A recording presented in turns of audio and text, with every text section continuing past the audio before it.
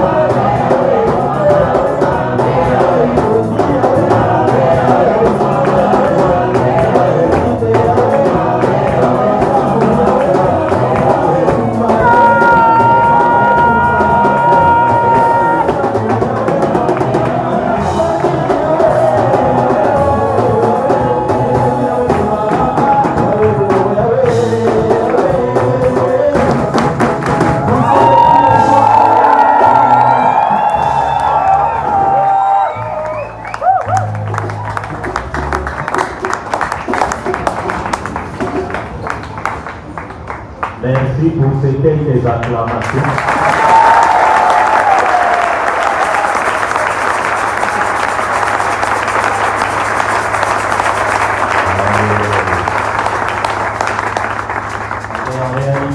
Dieu mérite plus que ce que nous lui donnons. Alléluia. Dieu mérite plus que tout ce que nous faisons pour lui. Chaque jour, quand je pense, je me dis, Seigneur, j'ai ta dette. Moi, en tout cas, j'ai la dette de Dieu. Alléluia. Chaque fois quand je pense à ce que Dieu fait dans ma vie, je me dis, Seigneur, je te dois beaucoup. Mais malheureusement, je ne sais pas faire plus que ce que tu me permets de faire. Alléluia.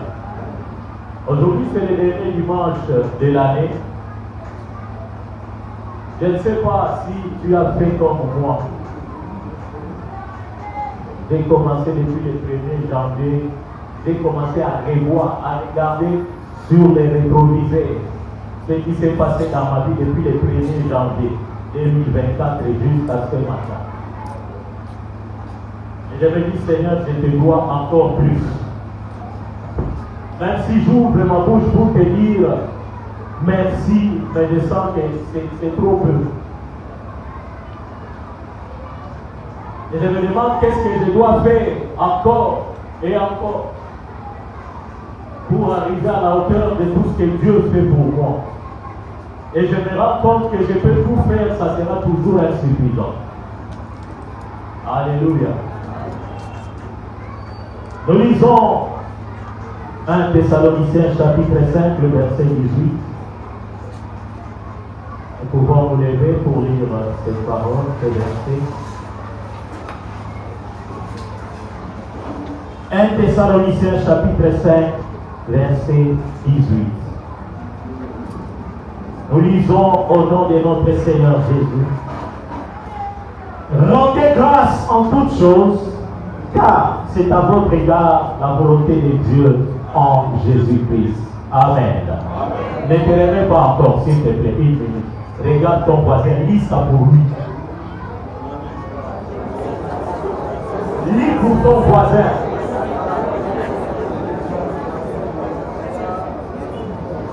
Amen. Alors nous pouvons acclamer le Seigneur de la gloire. Alléluia. Nous devons apprendre à rendre grâce à Dieu en toutes choses. Parce que si nous sommes réellement enfants de Dieu, si nous sommes réellement nés de nouveau, si Jésus-Christ nous a réellement donné le pouvoir de devenir enfants de Dieu, tout ce qui nous arrive, c'est pour notre bien et c'est pour la gloire de Dieu. Romains 8, 28 dit, toutes choses concourent au bien de ceux qui aiment Dieu et de ceux qui sont appelés selon son dessein. Si réellement tu aimes Dieu, tout ce qui t'arrive, c'est pour ton bien.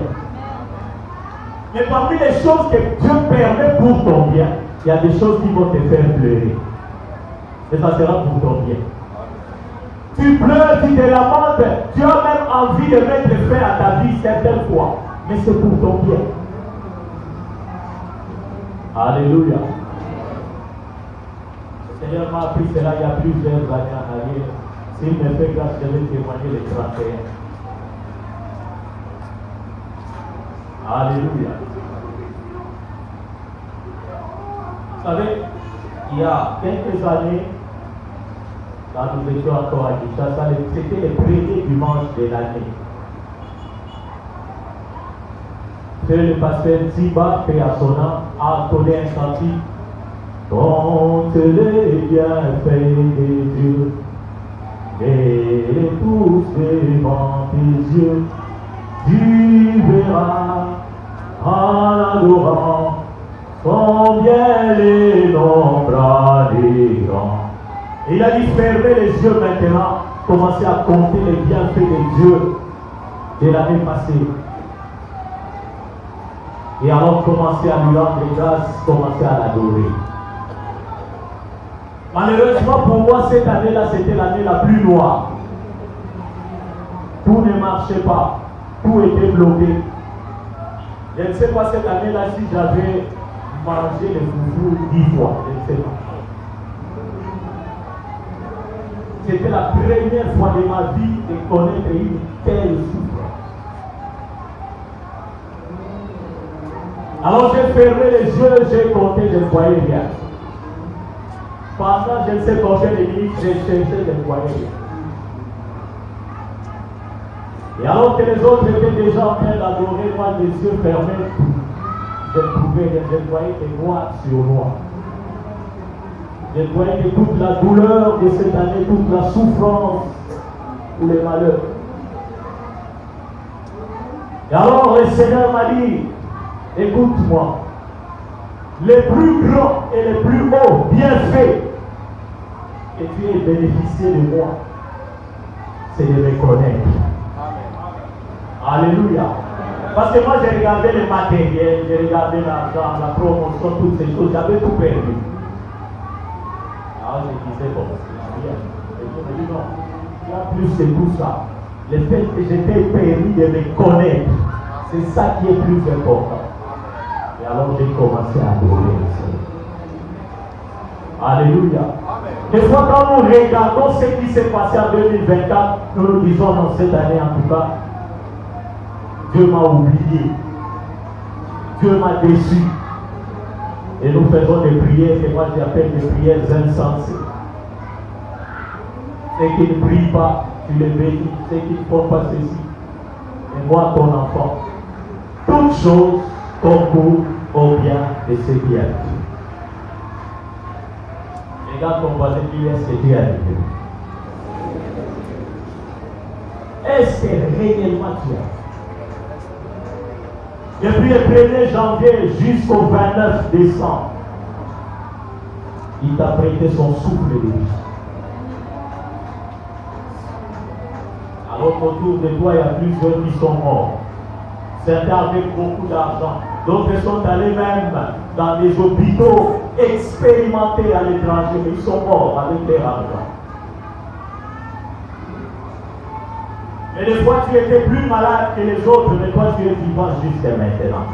Et peut-être même que tu n'as même pas pris un petit comprimé parce que tu n'avais pas l'argent pour te faire soin. Et Dieu t'a gardé, il t'a protégé, il t'a préservé. Alléluia. Et moi, passé, j'étais à l'hôpital général, il y avait un de mes neveux qui était malade. Et nous étions à la salle d'urgence. On a amené un papa. Ce papa-là était venu pour le mariage de sa nièce, je crois. Le mariage s'est bien passé. Et après, il est tombé malade. On l'a amené à l'hôpital, dans les quartiers où il vivait. Ça n'a pas tenu. On l'a transféré à Kikoti. Et finalement, on l'a amené à l'hôpital général. On l'a placé dans la salle des soins intensifs. Pendant qu'on était là, quelques minutes après, nous avons entendu que ce papa-là était mort. Toute sa famille commençait à pleurer. Et j'ai vu sa nièce et le mari de sa nièce qui pleuraient à mer. Il se culpabilisait, il se disait c'est de notre faute. C'est nous qui l'avions invité ici pour notre mariage, maintenant il est mort. Quelle douleur, quelle souffrance. Et pendant cet instant-là, je voyais autour de moi des enfants qui étaient malades. Je crois qu'il y en avait deux qui étaient dans les comas. Ils avaient la méningite. Ils devaient avoir moins de 5 ans.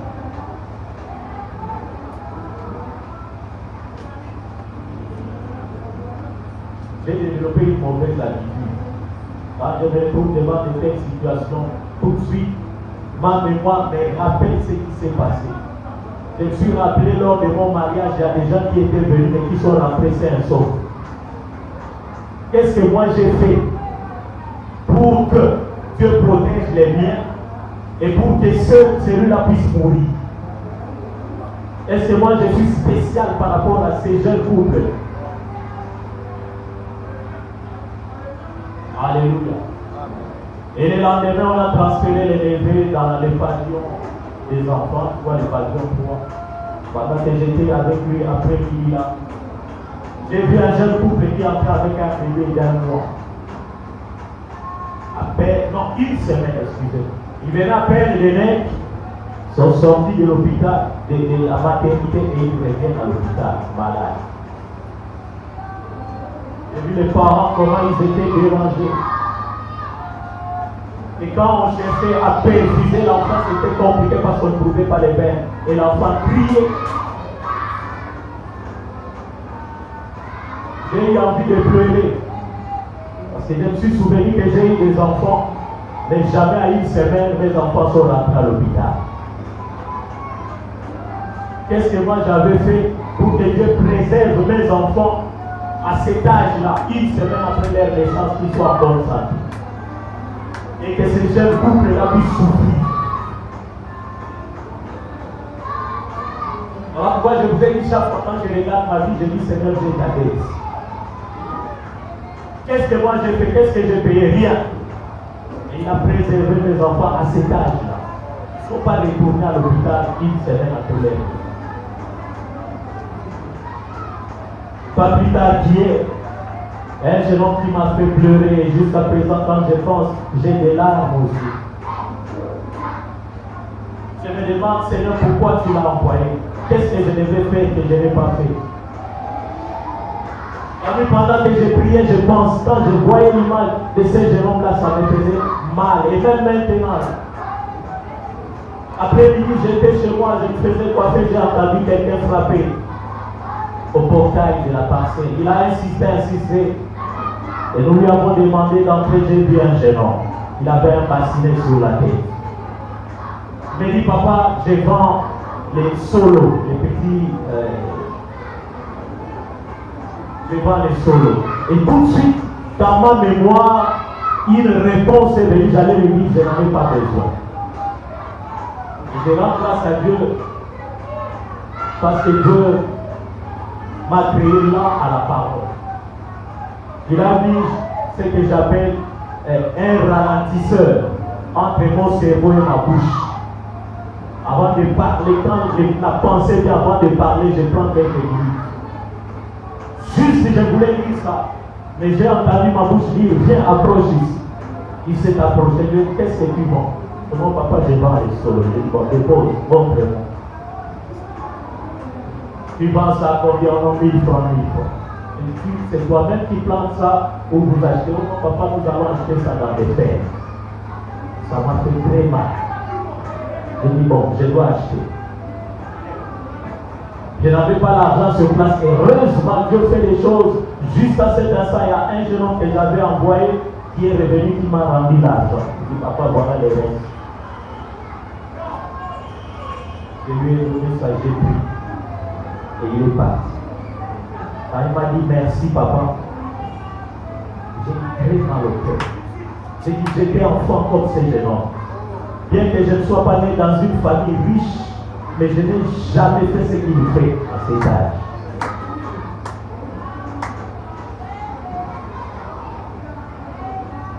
Et après, je me suis dit peut-être que Dieu voulait que je fasse plus.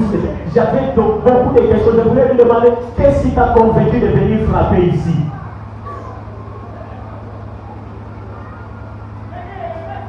Et jusqu'à présent, je me demande qu'est-ce que le Seigneur voulait que je fasse pour ces gens-là que je n'ai pas fait. J'ai dit, Seigneur, s'il te plaît, s'il est possible que tu les ramènes pour que je fasse ce que tu aurais voulu que je fasse pour lui. Alléluia. En tout cas, supportez-moi. Quand je pense et je repense, je vois encore son image avec son petit bassinet en plastique un peu déchiqueté au coin. Et quand j'ai acheté, c'était presque les 2 tiers. Et j'ai vu le montant que j'ai acheté et ce qui restait, ce n'était pas grand-chose. Et je ne sais pas combien de kilomètres il a fait, combien de temps. Alléluia. Tu n'as pas besoin d'avoir des millions pour rendre grâce à Dieu. Tu n'as pas besoin, je ne sais pas, de construire, d'avoir de l'argent, des maisons, des voitures, des avions, ou je ne sais quoi pour rendre grâce à Dieu. J'ai regardé dernièrement les enfants au camp des Goma, les déplacés de guerre, qui partageaient un peu de riz, un peu des haricots. Le jour de la Noël, je suis dit Seigneur. Il y a parmi nous des gens qui ont jeté la nourriture. Et ces enfants-là, il y en a qui n'ont pas eu parce qu'ils sont arrivés en retard. Alléluia. Rendez grâce à Dieu en toutes choses. Parce que là où toi tu crois que tout est perdu, il y a quelqu'un qui souffre plus que toi. Amen. Là où tu te dis non, Dieu, tu m'as oublié. Tu m'as déçu. Il y a quelqu'un qui cherche seulement les peuples que toi tu as. Alléluia. Toi tu cherches à avoir des millions, mais il y a quelqu'un qui a un bassinet qui cherche à avoir ne fût que 5 000 francs. Ces 5 000 francs que tu donnes à ton fils, à ta fille, à la récréation pour manger à l'école. Il y a toute une famille qui travaille toute une journée pour ça. Alléluia. Rendez grâce à Dieu en toutes choses.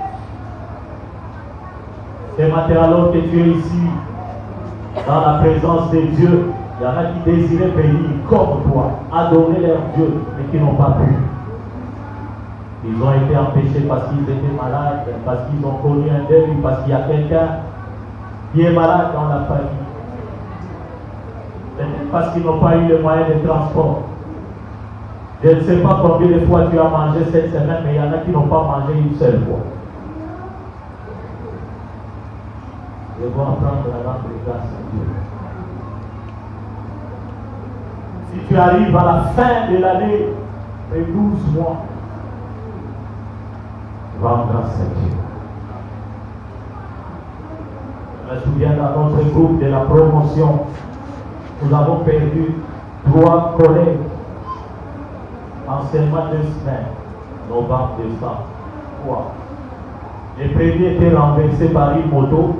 Les motos à 3 pinés là, ça a renversé, il est mort sur place. Deuxième a fait une petite grippe, 2 jours, le 3e jour il est mort. 3e est mort en Afrique du Sud où il résidait. Une longue et pénible maladie. Tous les 3 sont morts. Alléluia. Et toi et moi, nous sommes en vie et nous sommes en bonne santé. Ce matin encore, nous pouvons dire merci au Seigneur. Nous pouvons lui rendre des actions de grâce. La mauvaise habitude que nous avons, c'est de regarder aux autres. Non, lui, il ça, moi, je n'en ai pas. Donc, Dieu est injuste. Mais qu'est-ce que toi, tu as que lui n'a pas? Tu ne sais pas. Un jour, à la fin de l'année, une maman se plaignait devant Dieu comme nous avons la mauvaise habitude. Elle murmurait, Seigneur, je suis régulière à l'église, je te sais. Je donne mes offrandes, je paye ma vie fidèlement. Et cette année a été une mauvaise année pour elle. Elle se plaignait, elle murmurait, elle criait. Il disait, regarde ma voisine. Elle a acheté une nouvelle voiture. Regarde l'autre là, il a fait combien de voyages à l'étranger. Celui qui est à côté, lui, il a construit une nouvelle maison. Et moi, je n'ai rien. Absolument. C'est là où il dit, oui, c'est bien. D'accord. Bon, regarde encore ta voisine là qui a acheté une nouvelle voiture. Combien de fois tu es allé la visiter à l'hôpital? Elle a compté, je ne sais combien de fois. Celle qui a bâti une nouvelle maison, tu es allé passer des veillées mortuaires combien de fois? Elle a compté. Celle qui a voyagé, ainsi de suite. Alors toi, combien de fois tu es allé à l'hôpital avec tes enfants? Combien de personnes tu as perdu cette année? Dieu a commencé à lui faire voir. Elle est tombée à genoux, elle a commencé à pleurer. Alléluia. Parce que nous avons développé une mauvaise habitude de croire que la bénédiction de Dieu, la protection de Dieu, la fidélité de Dieu, c'est le matériel. Non. Et quand quelqu'un obtient quelque chose de matériel, nous disons que Dieu l'a béni. Moi, j'ai toujours dit aux gens, les païens là qui ne prient pas, qui reçoivent pas régulièrement ce que toi tu as, trouvés comme bénédiction de Dieu. Qu'est-ce que tu vas leur dire? C'est Dieu qui les a bénis, c'est le diable qui les a bénis. Ces païens-là qui voyagent, des fois contre son gré. Je me souviens une fois, mon grand frère m'avait dit, bon, cette année, je vais aller passer les vacances de Noël à Londres. Je dis, ok, d'accord, il n'y a pas de problème. Quelque temps après, je reçois un appel. Un numéro étranger. Il me dit, non, je suis à Addis Abeba maintenant. Je suis en train d'aller à Washington. Qu'est-ce que tu vas faire à Washington? Tu m'as dit que tu devais aller à Londres. Non, mon patron m'a obligé d'aller les remplacer à une conférence.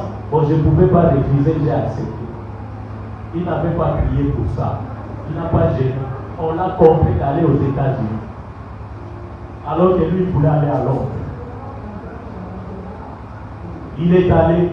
Les 26, je vois, il publie une photo. Noël à Londres.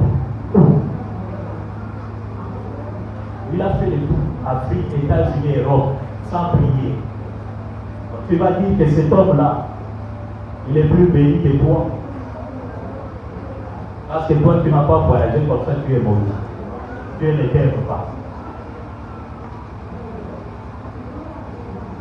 Rendez grâce à Dieu en toutes choses. Même quand tu manges un morceau de pain sec avec quelques grains d'arachide, apprends à rendre grâce à Dieu. Amen. Parce qu'à côté de toi, quelqu'un qui a fait 2 jours, il n'a même pas mis une goutte d'eau dans la bouche. Alléluia. La Bible dit, celui qui est fidèle à des petites choses, le sera dans les grandes choses. Si tu n'arrives pas à rendre grâce à Dieu dans les petites choses, il ne te donnera pas les grandes.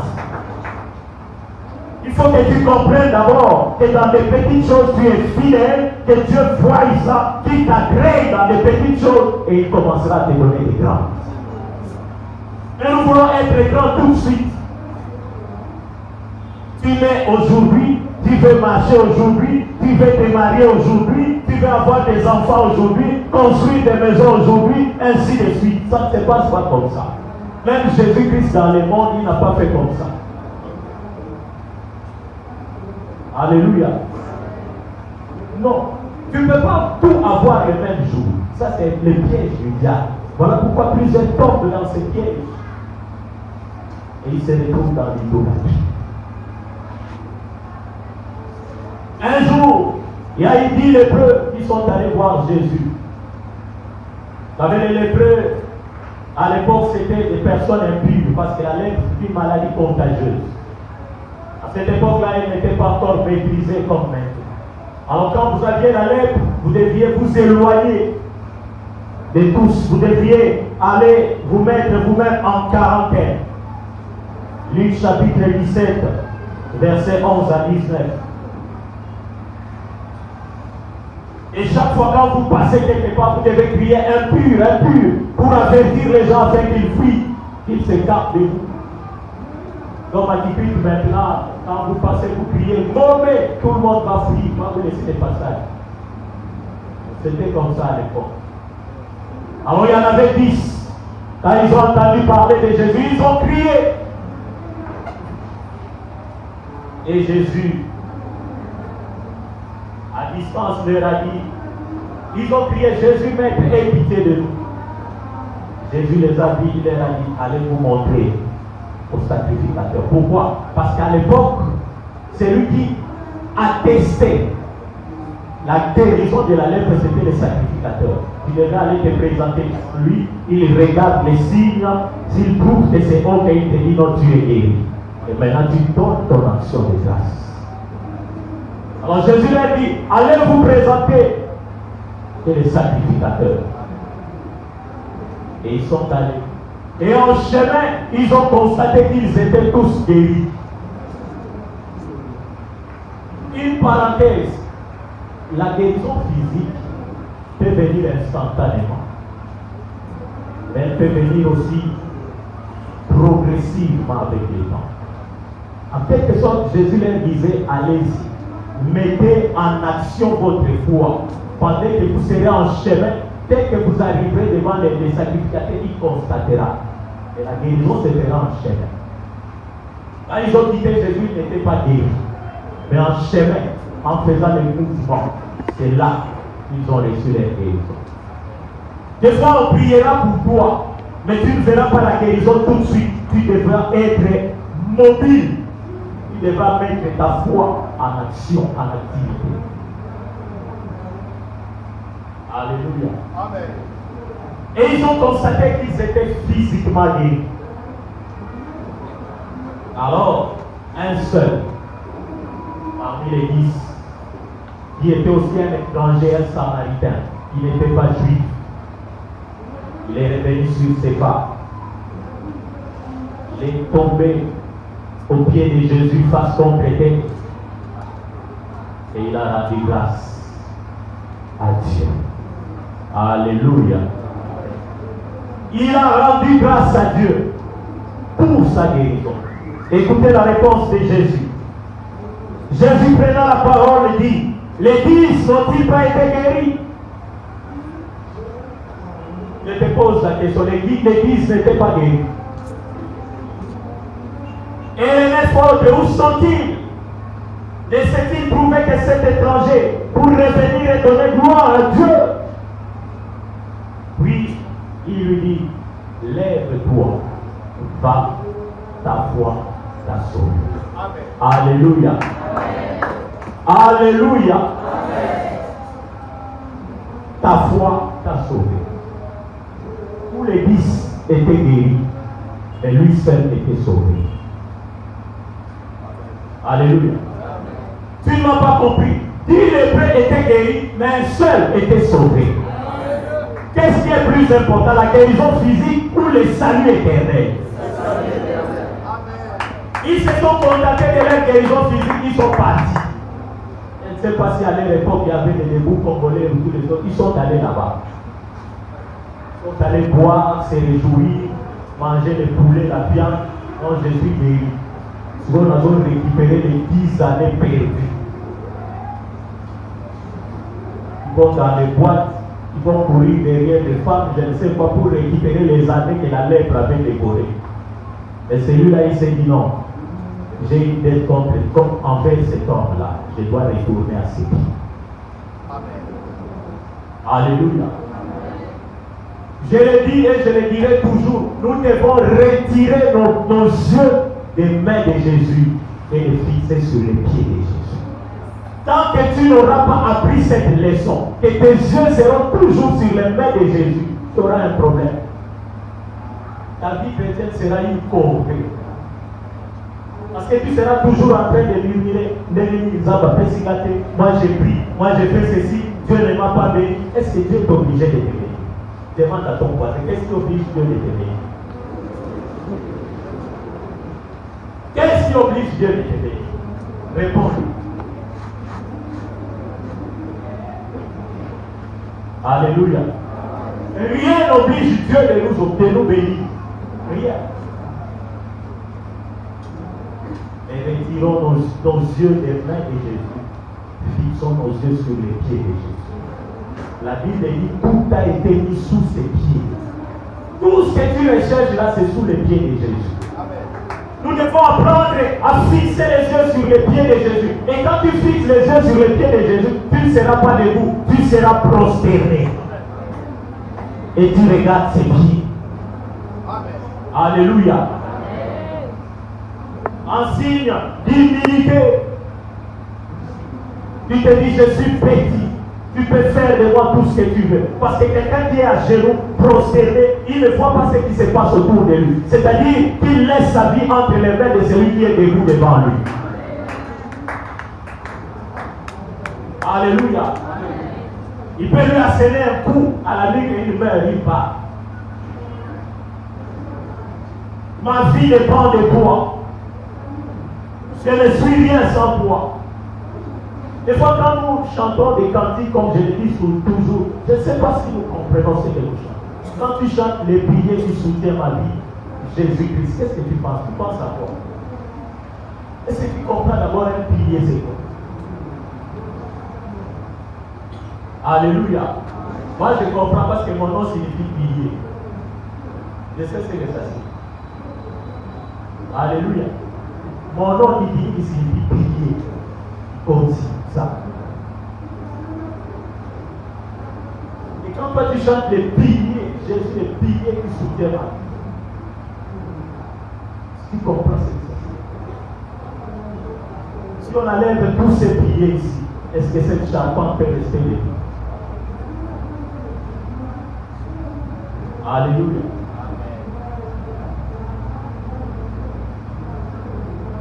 Nous devons apprendre à faire toutes sortes de prières et des actions de grâce. La Bible dit ne vous inquiétez de rien, mais en toutes choses, faites connaître à Dieu vos besoins par des prières, des supplications et des actions de grâce. Très important. Ne faites rien, ne dites rien, ne pensez à rien sans penser aux actions de grâce. Ne faites aucune prière sans action de grâce. La prière d'action de grâce, c'est une prière très forte, très importante, qui déclenche des miracles dont vous n'avez pas idée. Malheureusement, on nous a appris à demander, Seigneur, donne-moi, fais ceci, protège-moi, garde-moi. Et quand on vient dans la présence de Dieu, c'est ça. Donne, donne, donne. La Bible dit, la sanctuée a 2 filles. Donne, donne. Et quand tu viens dans la présence de Dieu avec les verbes donner, donner, donner, donner, tu ne recevras pas parce que tu demandes mal. Alléluia. Jésus a accompli plusieurs miracles simplement en rendant grâce à Dieu. Alléluia. Il rendait seulement grâce à Dieu, il ne priait pas. Il rend seulement grâce à Dieu et Dieu accomplit le miracle. Alléluia. Prenons un exemple. Le premier exemple, c'est quand Jésus a multiplié le pain pour 5000 personnes. La Bible dit, Jésus avait pris 2 pains et 5 poissons entre les mains d'un petit enfant. Jean 6, versets 11 et 12. Et Jésus prit le pain et après avoir rendu grâce, il les distribua aux disciples et les disciples à ceux qui étaient assis, ainsi que les poissons, autant qu'ils voulurent. Alors, quand ils furent remplis, il dit à ses disciples, rassemblez les fragments qui restent afin que rien ne soit perdu. Mais avant, qu'est-ce que Jésus a dit? Jésus a rendu grâce à Dieu. Il a pris le pain, il a rendu grâce à Dieu. Il n'y en avait que 2. 5 plutôt, quand il a rendu grâce, il y a eu assez pour nourrir 5000. Quelle était la prière de Jésus? Action de grâce. Alléluia. Alléluia. La prière d'action de grâce peut libérer une puissance surnaturelle de miracles. La deuxième fois, dans Jean 11, Jésus se retrouve devant la tombe de Lazare. Jésus n'a pas prié, non, Père, ressuscite. Jésus dit, Père, je te rends grâce. Alléluia. Je te rends grâce. Des fois, nous faisons de longues prières inutiles parce que nous ne savons pas prier. Il m'est arrivé une fois, il y a 12 ans en arrière. On m'avait volé beaucoup d'argent. À Kinshasa, je suis allé retirer de l'argent à la banque. Et quand je suis revenu au niveau de l'unité, on m'a volé 10 000 $. J'arrive à la maison, j'ouvre les sacs pour retirer tout ce qui était dans les sacs et les placer dans ma valise. Et maintenant, compte qu'il m'a fait 10 000 $. Tout de suite, j'ai commencé à m'agiter. J'ai dit, Seigneur, pourquoi? Romains 8, 28 est venu. J'ai dit, Seigneur, merci. Je sais que tu as permis ceci pour mon bien. Maintenant, je ne comprends pas. Quel est le bien pour lesquels tu as permis? Parce que j'avais prié avant de retirer cet argent. Mais je te demande une chose, fais-moi grâce. Que cet événement n'affecte pas ma foi, que ça n'affecte pas ma santé, que ça n'affecte pas ma famille et que ça n'affecte pas non plus mon travail. Je fermé mon sac et je suis sorti. Ça s'est passé exactement comme j'avais dit. Ça ne m'a pas affecté. Quelques jours après, j'ai regardé à la télé une femme qui s'était pendue parce qu'on lui avait volé $300. Quand je suis rentré, les amis disaient à mon associé, ah non, c'est faux, c'est lui qui a volé cet argent. Il t'a oublié, il ne faut pas le croire. Heureusement que lui, il avait confiance en moi, il me connaissait. On s'est débrouillé pour terminer les travaux et on a continué à vivre normalement. Ça n'a pas affecté ma vie. Alléluia. Alléluia. Alléluia. Et on va apprendre à rendre grâce à Dieu en toutes choses. Soyons pas comme les païens. Quand il est affecté, il commence à murmurer contre Dieu. Il commence à prononcer des paroles inutiles. Seigneur, tu m'as déçu. Je ne viendrai plus à l'église. Je ne prierai plus. C'est fini, c'est fini, c'est fini. Nous avons vu la fois passée. N'ayons pas de mauvais désirs. Ne faisons pas des prières insensées. En cette fin d'année, chacun de nous devait rendre grâce à Dieu. Seigneur, peut-être que je n'ai pas eu des millions comme je le souhaitais. Je n'ai pas atteint les objectifs que je t'ai fixés. Mais dis-moi, tu m'as gardé en vie et en bonne santé. Et je sais que dans ta parole, il est écrit, pour celui qui vit, il y a encore de l'espérance. Un chien vivant vaut mieux qu'un million mort. Moi, je suis un chien vivant. Je sais que ça vaut mieux. Il y a encore de l'espoir. Dans les projets que tu as formés sur moi, ce sont des projets de paix, héros de malheur, afin de me donner un avenir. J'ai de l'avenir parce que je suis arrivé à la fin de 2024. Je crois que j'entrerai en 2025. J'ai l'espérance. Alléluia. Alléluia. Alléluia. Soyons toujours joyeux. Rendons grâce à Dieu en toutes choses. Car c'est à l'égard de Dieu la volonté, à notre égard la volonté de Dieu en Jésus-Christ. Un dernier témoignage pour terminer. Il nous est arrivé une fois, nous étions devant notre église à Kinshasa Limité, c'était un samedi. On attendait, on s'est préparé pour la réunion de la jeunesse. J'ai vu une maman qui venait en courant. Elle venait de Yolo Médical. On l'avait envoyée pour chercher des frères. Pour aller prier pour une dame qui était malade, elle était enceinte. Mais dès que son mari, je crois, a commencé à prier, il y a eu une manifestation des démons. Et on l'a envoyé pour aller chercher. Alors nous sommes arrivés là-bas. Alors nous sommes entrés dans la chambre. Je vais commencer à prier. Ces versets est venu. 1 Thessaloniciens 5, 18. Rendez grâce à Dieu en toutes choses.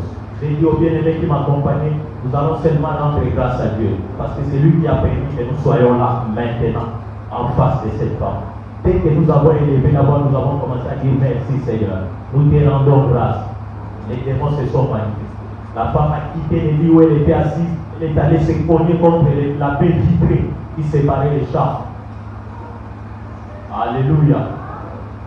La puissance de l'action de grâce. La prière d'action de grâce a une telle puissance que vous ne pouvez pas imaginer.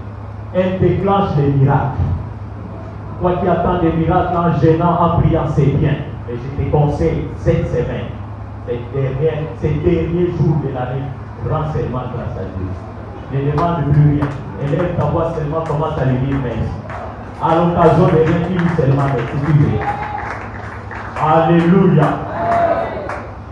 J'aimerais que quelqu'un s'élève pour rendre grâce à Dieu. Tu dois seulement lui dire merci. Pour un morceau de pain, pour un grain d'arachide, pour les souffles de vie, pour les études, je ne sais pourquoi, mais toi-même, ferme les yeux pendant 1 minute seulement. Ne dis rien, ferme les yeux pendant 1 minute et regarde pourquoi tu vas rendre grâce à Dieu. Considère une raison valable, ne fût-ce qu'une seule. Et tu vas t'appuyer sur cette raison-là et tu verras combien tu rendras grâce à Dieu.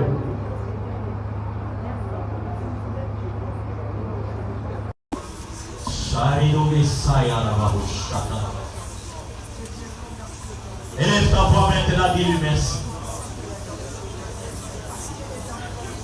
Rebrosoto Kriasa.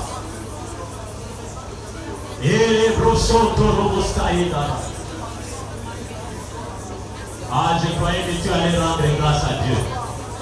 Je m'attendais à ce que quelqu'un puisse rendre grâce à Dieu.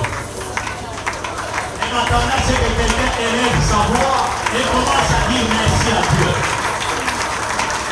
Nous sommes côté de gauche.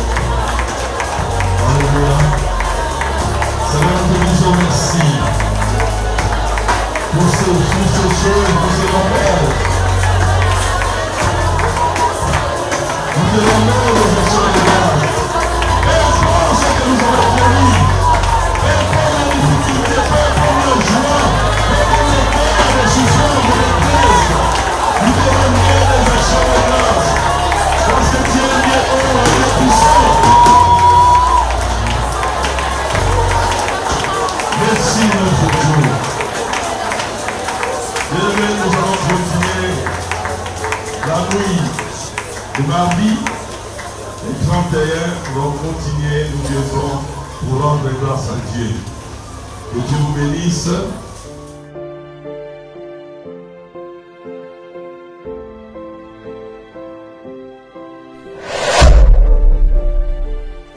Thank you.